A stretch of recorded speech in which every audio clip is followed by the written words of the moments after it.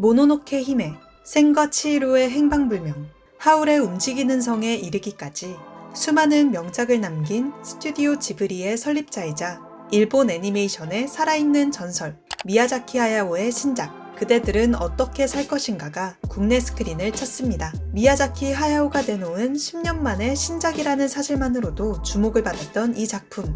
정보 과잉의 시대, 조금이라도 정보를 흘리지 않는 것이 관객의 재미를 보장하는 방식일 것이라 판단한 지브리 스튜디오는 이색적인 홍보 방식을 택했는데요. 포스터를 제외한 그 어떤 홍보물도 공개하지 않는 것, 심지어 기자들을 위한 언론 시사회까지 진행하지 않아 관객은 개봉 전 이 영화에 대한 그 어떤 정보도 확인할 수 없었습니다. 하지만 역시 미야자키 하야오는 미야자키 하야오였던 거죠. 개봉 첫 주 무려 15억 6천만 엔의 수익을 올리며 박스오피스 1위, 역대 지브리 애니메이션 오프닝 2위를 기록, 흥행으로 팬들의 사랑을 입증했습니다. 작품의 주인공은 화재로 어머니를 잃은 11살 소년 마이토. 그는 아버지와 함께 어머니의 고향으로 떠나는데요. 어머니에 대한 그리움과 새로운 보금자리에 적응하느라 힘들어하던 마이토의 앞에 정체불명의 외가리가 나타납니다.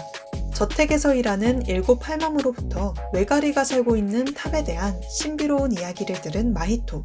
그대들은 어떻게 살 것인가는 외가리의 안내를 따라 이 세계의 문을 통과한 마이토가 산자와 죽은 자가 함께하는 세상에서 겪는 모험을 담아냅니다.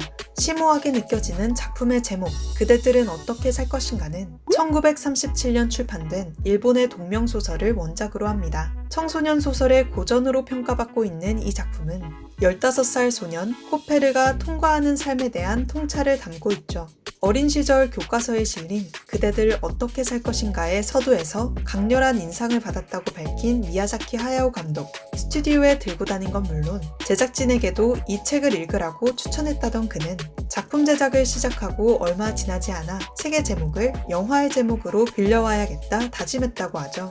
일본 평단으로부터 미야자키 하야오 감독 세계가 집대성된 작품이라 평가받은 그대들은 어떻게 살 것인가. 그는 일본 언론과의 인터뷰를 통해 그간 쾌활하고 긍정적인 소년들의 이야기를 몇 편 만들어왔지만 사실은 나와 그리 가깝지 않은 캐릭터들이었던 것 같다고 고백했는데요. 이어 남에게 말할 수 없는 부끄러운 것도 내면에 가득 안고 있는 주인공을 만들어보고자 했다 이야기하며 그대들은 어떻게 살 것인가는 내가 그간 피했던 일이었고 동시에 이 작품을 연출하며 내 일을 할 수밖에 없었다는 생각이 들었다고 밝혔습니다. 토론토 국제영화제에서 공개된 뒤 전세계 평단의 호평을 쓸어 담은 이 작품. 10월 기준 로튼토마토 신선도 98%를 기록 중인데요. 일본 설화에 뿌리를 둔 이상한 나라의 앨리스라는 한 줄평에서 이 영화의 성격에 대한 힌트를 얻을 수 있죠.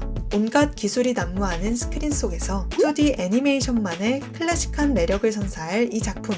미야자키 하야오 감독의 새로운 세계가 관객에게 신선한 경험을 전할 것만은 분명해 보입니다. 외가리와 함께하는 시공초월 판타지 모험 10월 25일 극장에서 만나보세요.